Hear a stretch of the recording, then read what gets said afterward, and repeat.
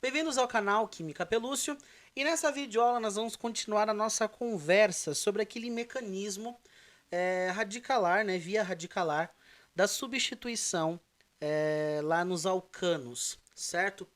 A gente falou na última aula sobre como acontece, né, as primeiras etapas, as etapas que nós chamamos de etapas propagadoras, né? Então nós vimos que o cloro sofre aquela cisão homolítica, forma o radical livre que desencadeia, certo? Aquele passo iniciador que desencadeia, vai fazendo vários ataques radicalares, fazendo várias cisões homolíticas, formando novos radicais livres que vão dar aí continuação ao nosso processo de substituição.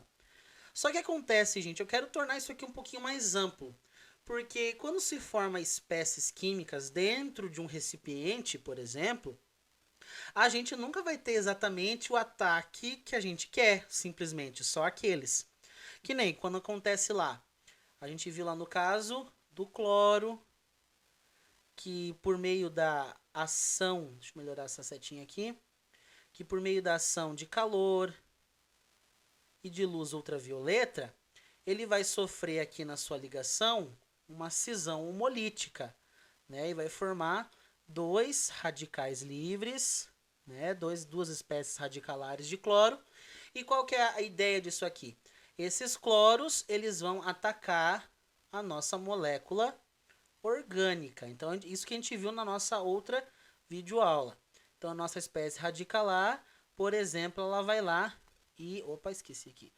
Ela vai atacar, por exemplo, um dos hidrogênios da nossa molécula orgânica. Por exemplo, aqui o nosso alcano, que é o caso do metano aqui, por exemplo. E aí vai formar aquele sistema, né? No caso, o cloro vai catar esse hidrogênio e formar ácido clorídrico e vai formar uma nova espécie radicalar, né? Um radical aqui metil, certo? Esse radical metil vai atacar lá a nossa molécula de cloro, certo? Então esse radical metil vai vir aqui e vai provocar uma quebra naquelas moléculas de cloro que ainda não sofreram influência, né? Não sofreram influência da luz e do calor, mas vão sofrer um ataque radicalar e aí vai formar, de fato, aí o nosso produto da substituição, que é o cloro-metano, certo? E aqui a formação de um cloro radicalar que volta de novo para essa etapa e faz tudo isso daí. Isso então, só estou recordando a última aula aí de vocês. O que acontece, gente? Olha que espécies interessantes que nós temos dentro desse sistema. Nós temos muitas espécies interessantes. Nós temos, por exemplo, essa espécie aqui, ó, radicalar. Imagina isso aqui dentro de um sistema. Para deixar você um pouquinho mais realidade disso aqui, imagina que eu tenho isso daqui acontecendo dentro de um sistema, porque de fato é isso que está acontecendo. Então aqui eu tenho o metano, aqui eu tenho o gás cloro, certo? E aqui eu estou fazendo lá aquelas influências de aquecimento e de luz ultravioleta, certo? Aí acontece tudo aqui dentro do sistema. Esse cloro sofre cisão, forma o nosso cloro, que ataca o metano, tal. Então isso tudo dentro do meu sistema, tudo isso acontecendo dentro do meu sistema, beleza? O que acontece, gente? Esse cloro formado ativo, é claro, para ser, vamos dizer assim, uma colisão produtiva que realmente faça a reação acontecer, ele tem que colidir, ele tem que atacar como está aqui na segunda etapa, beleza? A gente quer que ele ataque a molécula de metano para formar ali o meu radical metil, para continuar a reação e formar o clorometano. Só que você concorda comigo que ele não é obrigado a atacar o metano assim. Ah, eu só vou atacar o metano, meu objetivo é só atacar o metano. Não, ele é uma espécie radicalar. Ele vai atacar o que tiver pela frente dele. É óbvio, vai ser produtivo quando? Quando ele atacar a minha molécula orgânica, no caso aqui o metano. Mas ele pode provocar outros ataques. Por exemplo, esse cloro ativo pode atacar outras moléculas de gás Cl, de gás cloro. Sério, professor? Pode. Tem um monte de gás cloro aqui dentro, certo? Ele pode vir e atacar qualquer uma das outras moléculas de gás cloro que está aqui dentro. Só que é óbvio, não vai ser uma etapa produtiva. Como é que seria isso daqui? Bom, um cloro radicalar vai provocar aqui um ataque numa molécula de Cl2. Olha que lindo. Ataque esse cloro, forma Cl de novo.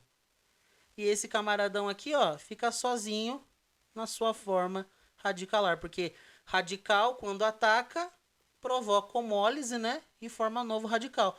Então perceba que não teve muita produtividade essa colisão, mas é uma colisão possível, mas não é produtiva para minha reação orgânica final, para o meu produto final, certo? Professor, outra colisão que pode acontecer.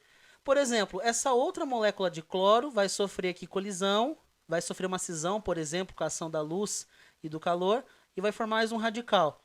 Ué, esses dois radicais podem se colidir um com o outro dentro do sistema. Sério, professor? Dois radicais livres podem se colidir um com o outro? Podem, gente. Eles são espécies, não são obrigadas a colidir especificamente com a molécula orgânica. É um sistema que tem várias espécies químicas. O que tiver na frente, o que colidir primeiro, colidiu. Então vamos dizer que ele colida aqui, por exemplo, um outro radical livre. E vai formar o que, professor, nessa colisão? Um Cl2. Novamente, um produto que para nós não tem tanto interesse, não é o produto principal, por exemplo, da minha reação, certo? Quando que esse Cl vai ser produtivo atacando? Quando ele atacar a molécula orgânica aqui do meu metano. Aí vai ser uma etapa produtiva. Essas duas aqui vão ser etapas que são possíveis, podem acontecer, mas são improdutivas, certo? São improdutivas, não tem significado de produto final importante para mim de jeito nenhum, certo? É como se eu nem saísse do lugar aqui, né? O objetivo é o cloro atacar a molécula do metano, mas ele não é obrigado. Quer ver outras espécies que pode colidir um com o outro aqui? Por exemplo, quando esse radical metil é formado, esse radical livre metil é formado. Mesma coisa, gente. Qual que é a etapa produtiva dele? Quando ele ataca a molécula de Cl2. Mas ele não é obrigado a atacar a molécula de Cl2, ele vai atacar o que tiver na frente dele. É claro, quando que vai ser produtivo? Quando atacar a molécula de Cl2. Aí a reação vai caminhar para o seu objetivo final. Mas ele pode colidir aqui com outras espécies. Por exemplo, cite exemplos aí, professor, vou citar. Esse radical metil aqui, por exemplo, ele pode dar um ataque, né? Dar um ataque em outro radical metil. Sério, professor? Sério. Tem outros radicais, outros carbonos ali, outras ramificações metis, né? Outros radicais, no caso. Outros radicais livres, metil, também soltos por ali. Então ele pode atacar, podem se atacar um ou outro. Ué, mas vai formar o que aqui, professor? Vai formar etano. Sério, professor? Vai formar etano. É uma colisão possível dentro desse sistema. O radical livre metil vai atacar o outro radical livre metil, juntamente com essa moto que passou aqui em frente, fazendo barulho no meio da minha aula. Já fiquei tranquilo, estou mais calmo. Mas, voltando ao assunto pedagógico, o meu radical livre metil pode, por exemplo, é possível colidir com uma outra ramificação, com outro radical livre metil. Beleza? E vai formar aí, por exemplo, um etano. No meio do nada aqui, um etano dentro da minha reação. É uma colisão possível? É produtiva? Não é. Certo? Não é produtiva. Tranquilo? Bom, gente, então é isso que eu queria que vocês entendessem e vissem como isso acontece. Certo? Por exemplo, essa ramificação... ramificação não, gente, eu confundo muito, né? Mas esse radical livre metil, por exemplo... ele pode atacar a própria molécula do metano. Sério, professor? Sério. Ele pode atacar a própria molécula do metano. E aí, ó, ele ataca esse hidrogênio daqui e vai formar o quê? Metano. Porque ele é CH3, né? Vai ficar CH4.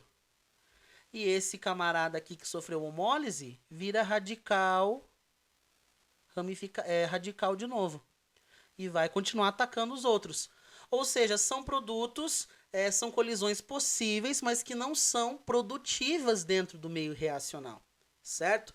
Então, gente, essas são algumas espécies que podem acontecer dentro do meu sistema, certo? Então, quando que, por exemplo, o cloro radicalar, faz uma colisão produtiva, faz um ataque produtivo dentro do sistema, quando ele ataca diretamente a minha molécula orgânica. E quando que esse radical aqui, ó, metil, faz um ataque produtivo que visa formar a substância que eu quero? Quando ele ataca o Cl2 diretamente. Mas ele pode fazer outros ataques improdutivos. E qual que é a ideia, professor, desses ataques que são improdutivos? Vamos dizer, são possíveis, mas são improdutivos, não acabam gerando produto especial. Nós chamamos esses casos aqui, tanto do cloro quanto esse aqui do metil, de passos extintores, tá bom? São passos extintores. Então, é eles que dão ali uma regulada na situação, tranquilo? A reação não vai durar para sempre. Então, esses passos extintores, essas colisões possíveis, mas improdutivas, acabam levando a minha reação para um final, ok? Então, gente, reação de substituição em alcanos, ela sempre vai envolver um passo iniciador. Quem que é o passo iniciador? A cisão homolítica, aqui no caso do meu cloro. Lembrando que nós estamos vendo a halogenação, certo? Então, o passo iniciador da halogenação é a quebra homolítica, né, da minha molécula de Cl2. Ele é o passo iniciador. Depois vem os passos que são propagadores, que fazem a reação acontecer. E aqui estão os passos, né, alguns dos passos extintores, que levam a minha reação para esse final. Beleza? Bom, gente, por essa aula, eu espero que você tenha entendido aí, fecha a parte do mecanismo da halogenação, certo? Da substituição por meio de cloração e bromação nos alcanos. E na próxima aula eu já vou começar a tratar a questão da substituição de uma forma mais prática, certo? Então isso aqui é uma explicação um pouco mais completa e a gente vai na prática, como é que a gente vai atuar isso dentro de um exercício. Tranquilo? Então acompanhe a nossa próxima videoaula.